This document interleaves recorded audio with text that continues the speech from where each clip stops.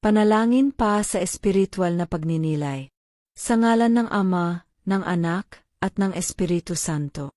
Amen.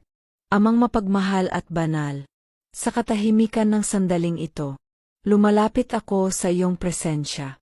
Nang may bukas na puso at mapagpakumbabang diwa, inaanyayahan kita, Panginoon, na pumasok sa aking puso't isipan.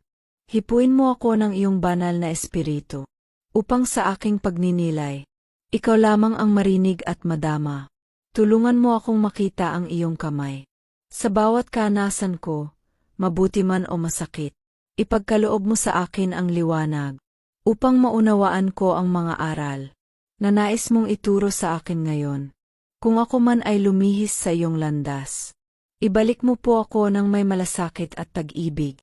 Kung ako'y napagod o nawalan ng pag-asa, ikaw nawa ang maging aking lakas at sandigan. Panginoon, linisin mo ang aking damdamin. Alisin ang inggit, galit, akot at tagdududa. Punuin mo ako ng kapayapaan at ng pagnanais na mas makilala ka pa.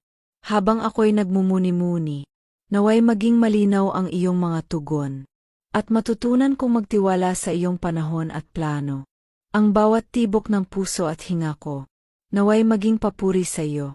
Salamat po, O Diyos, sa pagkakataong ito ng katahimikan at tagilala sa iyo. Ito po ang aking panalangin. Sa ngalan ni Jesus na aking Panginoon at tagapagligtas. Amen. Sa ngalan ng Ama, ng Anak, at ng Espiritu Santo. Amen.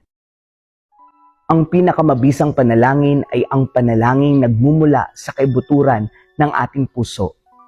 Kaya naman sana huwag tayong manawa na magdasal. Ipagdasal natin ang bawat isa at nawa sa ating pagdarasal lalo tayong napapalapit sa puso ng Diyos, sa puso ng ating Panginoong Kristo, sapagkat ang pananalangin ay pamamaraan upang sa Diyos tayo ay makinig at makaniig ng may pag-ibig. Walang imposible sa Diyos, sa taong nagdarasal na mula sa kanyang puso. God bless you po and keep safe.